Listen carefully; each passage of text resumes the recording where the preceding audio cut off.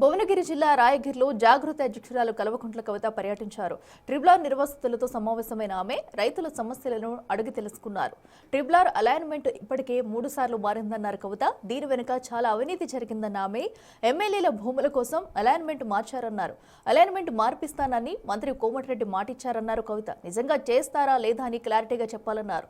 BRS హయాంలో ఇక్కడి రైతులకు బేడీలు వేశారన్నారు కవిత. రైతులకు బేడీలు వేయడం దుర్మార్గమన్నారు. ట్రిబ్యునల్ అలైన్మెంట్ ను మార్చి కాంగ్రెస్ ప్రభుత్వం ఇచ్చిన మాట నిలబెట్టుకోవాలన్నారు కవిత. ఎందుకంటే ఇప్పుడు ఏదైతే ట్రిపుల్ ఈ ఏరియాల నుంచి పోతున్నదో దాని అలైన్మెంట్ ఇదివరకు 2 సార్లు మారింది. ఫస్ట్ టైము యాదగిరిగుట్ట అవతల సైడ్ ఉన్నప్పుడు ఒక అలైన్మెంట్, మళ్ళీ తర్వాత ఇక్కడ ఒక అలైన్మెంట్, ఇప్పుడు 3వ అలైన్మెంట్ కింద ఇది రావడం జరిగింది. దీనికి కంప్లీట్గా దీని వెనుక ఉన్నది నాయకుల యొక్క అవినీతి అని స్థానిక ప్రజలందరూ కూడా చెప్తున్నటువంటి సందర్భం. మరి ఇప్పుడు అధికారంలో ఉన్నటువంటి కాంగ్రెస్ పార్టీ కూడా ప్రియాంక గాంధీ గారిని కూడా తీసుకొచ్చి మేము RRR అలైన్మెంట్ మార్పిస్తామని చెప్పినటువంటి సందర్భం ఉన్నది. నేను ఇవాళ డిమాండ్ చేస్తున్న కాంగ్రెస్ ప్రభుత్వాన్ని, కోమటిరెడ్డి వెంకటరెడ్డి గారిని, మీ జిల్లాలో మీరు కూడా స్వయంగా కలెక్టరేట్లో కూర్చొని ఒక్క గుంట జాగా కూడా పోనీయ మీ రైతులకు అని చెప్పిండ్రు. మరి చేస్తారా లేదా, ఒకవేళ చేసేది ఉందా లేదా క్లారిటీగా చెప్పండి.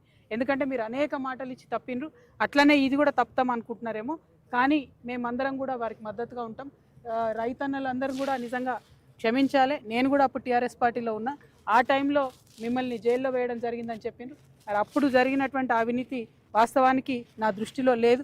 ఉండుంటే అప్పుడు కూడా మీ పక్షాన్ని నేను నిలబడేదాన్ని అనే విశ్వాసం నాకున్నది.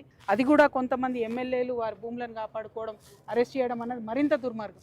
ఆ దుర్మార్గాన్ని ఇప్పుడు కాంగ్రెస్ పార్టీ కొనసాగించదలుచుకుందా అన్న విషయం మాత్రం వెంకటరెడ్డి అన్న చెప్పాలి. ఖచ్చితంగా కోమటిరెడ్డి గారు నేను డిమాండ్ చేస్తున్నా, ఏదైతే మాట మీరు ఇచ్చారో, మీ నాయకురాలు ప్రియాంక గాంధీ ఇచ్చారో నిలబెట్టుకోండి. ఇక్కడ రైతులు భూమి సస్యమీర ఇయ్యమని చెప్తున్నారు, భూములు ఇచ్చేదే లేదు, అలైన్మెంట్ మార్చాల్సిందే అని పట్టుబడతా ఉన్నాం.